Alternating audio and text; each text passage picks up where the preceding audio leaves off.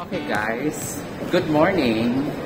Today is our third day. Tayo naman ay pupunta ngayon ng Quezon Narita or Quezon Line Counter para naman i-claim na yung reservation seat natin para sa Sunday. Although maaga pa, but kailangan na natin gawin para at least maka-reserve na tayo ng seat at hindi na mawala yung ticket na yan. So pupunta tayo ngayon sa counter ng Quezon. Isa siyang line dito na express papunta sa airport, Narita.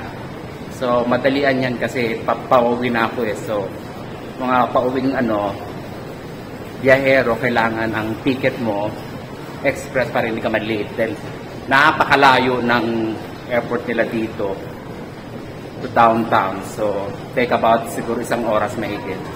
But anyway, pupunta tayo ngayon sa Quezon Narita Express Counter para i-claim naman natin yung ating ticket, and then from there, nadiretso na tayo ng Shibuya kasi nakabook ako ng Shibuya Sky para naman sa 2 o'clock, and then yung Tokyo Tower, and then from there, baka saglitin ko yung Shinjuku. So I'll keep you posted sa mga kaganapan ko within the day.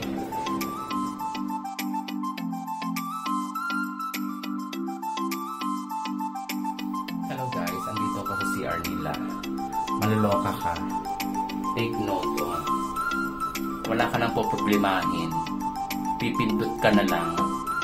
Hindi na ikaw ang gagawa. Sila na mismo ang machine. Sobrang linis. Diba ako? Ultimo, walang chismis. Nakakaloka, diba? Dito lang yan sa Japan. Ang CR nila.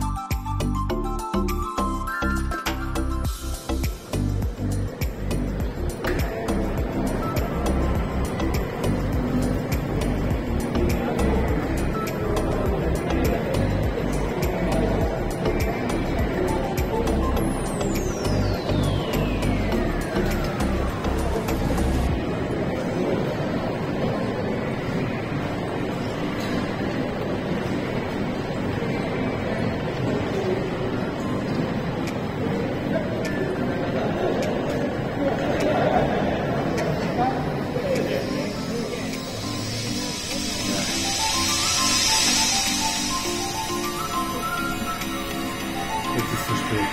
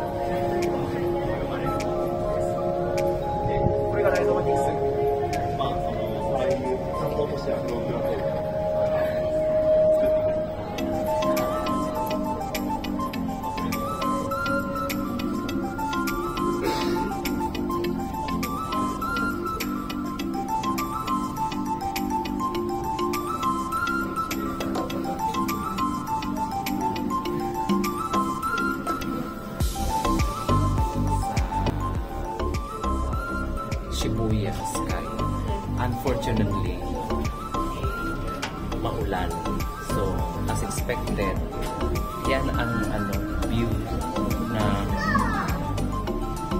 Shibuya Sky. Taas siya, diba? Ito naman ang mga tao.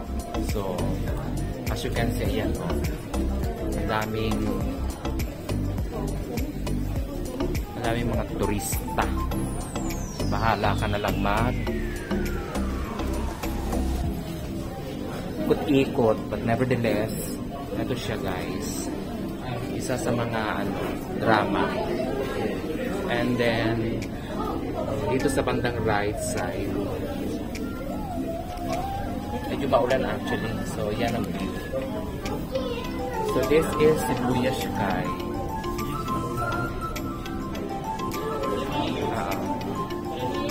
Medyo maulan siya guys, kaya hindi magandang punta ko ngayon. Nevertheless, kung nagbabalaking pumunta ng Tokyo, sadyain nyo ito. At napakaganda. Yan o. Nandito pa rin tayo sa bandang right side at medyo may tagas ang ulan. Kaya expected mo. So, this is it. Medyo, alam mo na ang drama, kung iikutin mo to 360 degrees, talaga namang ma-appreciate mo. Pero nevertheless, ito po ang drama ng ng Shibuya. Marami din silang mga pautot na ganito. So, yan. Only here at Shibuya.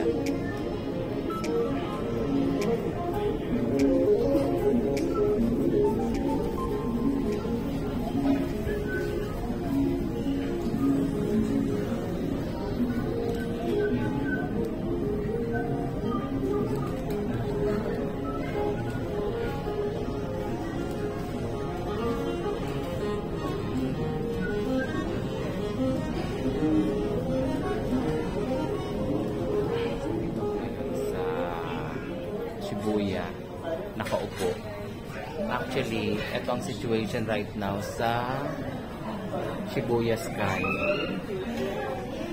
Walang ganap, nandito lang kami sa loob. Kasi bakit? Umuulan. So, good luck naman daw. So, anyway, ito ang view. Makikita mo. So, tatayo ako. And then, there you go. Yan ang view ng Shibuya crossing. Dito lang sa Tokyo. So, kung nagbabalaking pumunta, sadyain nyo to siya. Yun nga lang, pag maulan, kumusta naman? Anyway, eto siya. Ang Shibuya crossing na maulan na malamig pa. So, this is it. So, kung may plano kayo pumunta ng Tokyo, saglitin nyo itong lugar na to, libre. Libre ang ulan. Hindi libre ang entrance. So, kayo na lang ang bahala. Medyo yung binayaran nyo talaga namang hindi ka makakalabas actually. Kasi medyo maulan. At hindi na nila ina-allow yung deck dun sa labas para puntahan mo. But nevertheless, etong view sa salamin mismo na makikita mo dito lang sa Shibuya Sky. So, binayaran ko to sa Klook. Nagpa-arrange ako ng reservation sa Klook kasi hindi na sila nag-aalaw pagka hapon. So, ito siya guys. Okay. Puntahan na lang natin mamaya. Coffee shop sa dito. And then may tambayan din sa labas, sa gilid. So, San Miguel. So, ito ang restaurant pa nila. Kung gusto mong mag-cocktail. So, nandyan din. And then, may drinks naman din sila dito for sure. May relaxation. So, kung gusto mong mag-relax. And then, may upuan din dito sa gilid. So, kung gusto mong umimote, ang bonggang-bongga. Ito siya. So, wala ka naman masyadong magagalaan. Kasi maulan. Super ang ulan. Ulantra. So, ito. Punta natin to sa gilid. Yan. So, ito siya, mga may helipad. So, ikaw na lang bahala. Yan, Maganda siya actually kung hindi umulan. But since umulan, yan lang makikita mong view. Wala nang iba. Nandito na ako ngayon naman sa kabilang side. At this time around, nandito ako sa souvenir shops. So, ito ang souvenir shop na matatagpuan sa Shibuya Sky. Marami kang pagpipilian. Merong mga red magnets siya. 660. So almost 300. May t-shirts. May red magnet na maliliit. So,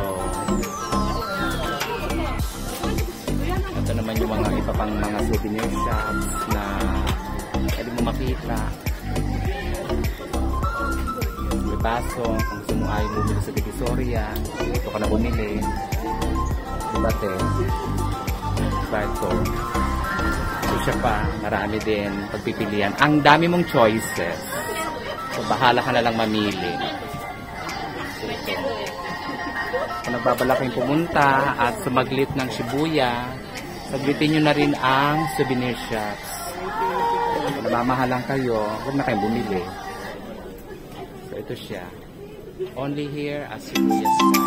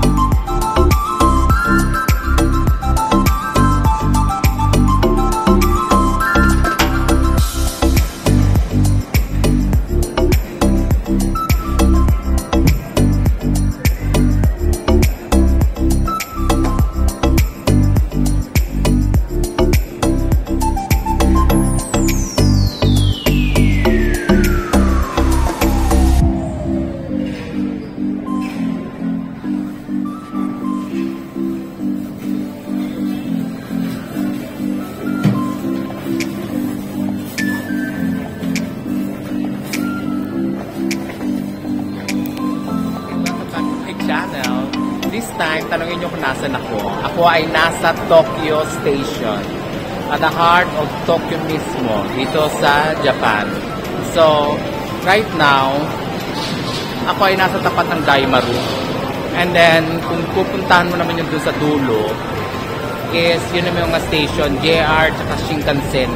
So, talagang pangmalakasan pala itong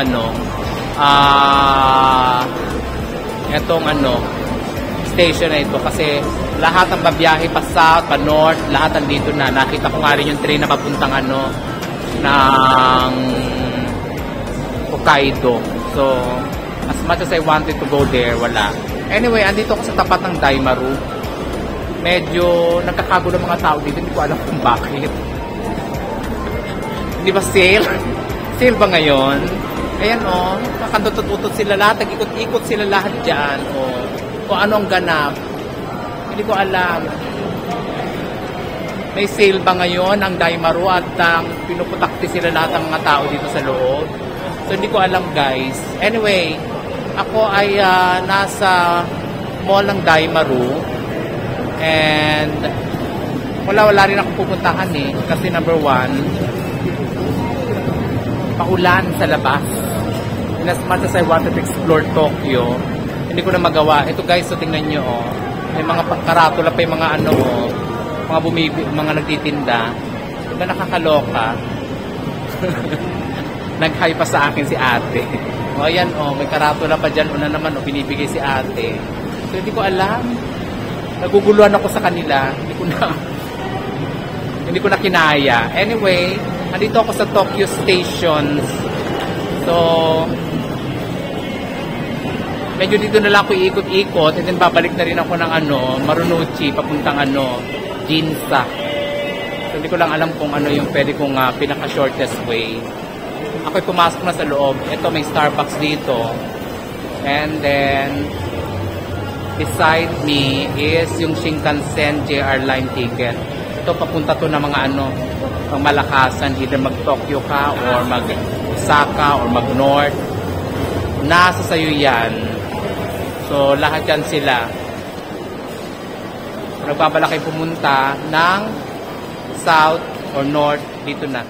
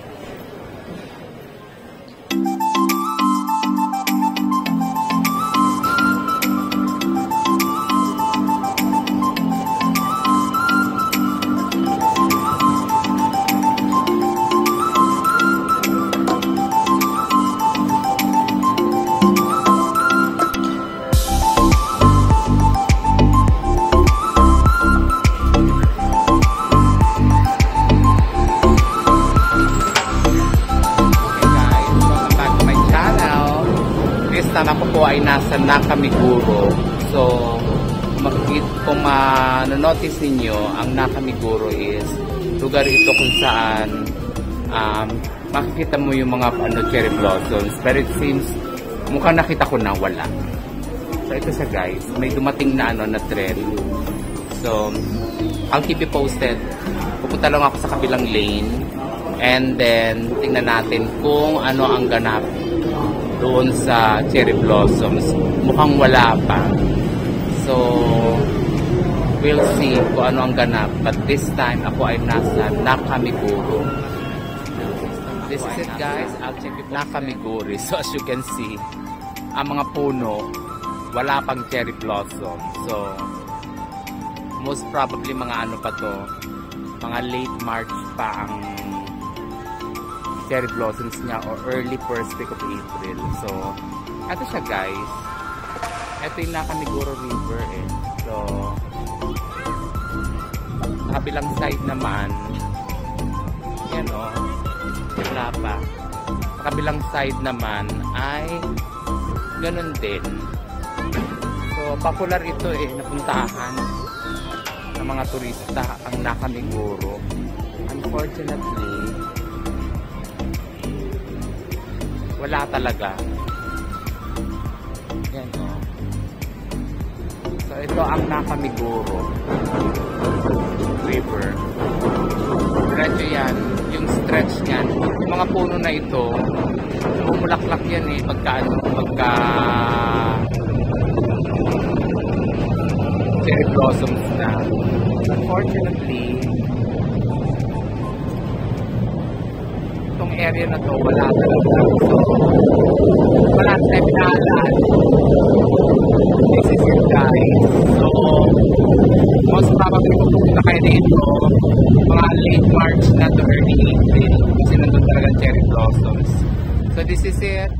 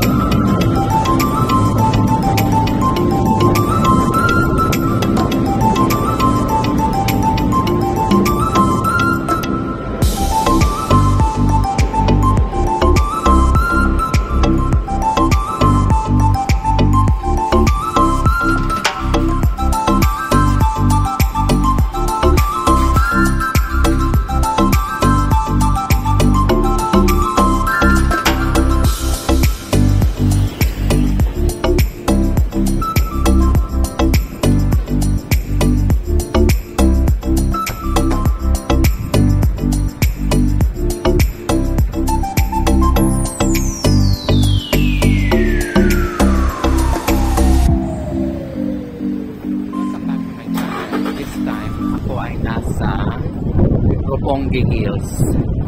So, isa sa mga sinasaglit din ito ng turista. So, kung nagpabalak kayo pumunta ng Tokyo for that particular matter, puntahan nyo itong Roppongi Hills. So, sadyain ito actually.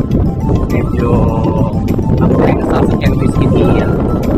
From Nakamiguro, pwede mo lang sila dito ng lugar na ito. Ito ang Roppongi Hills.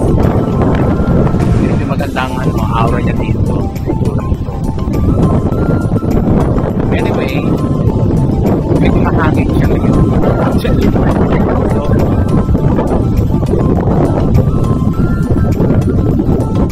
tigas ang kamay ko actually. May mga turista din siya. Ayan. So, kung nagbabalak kayo pumunta ng Tokyo, puntahan niyo itong hillside.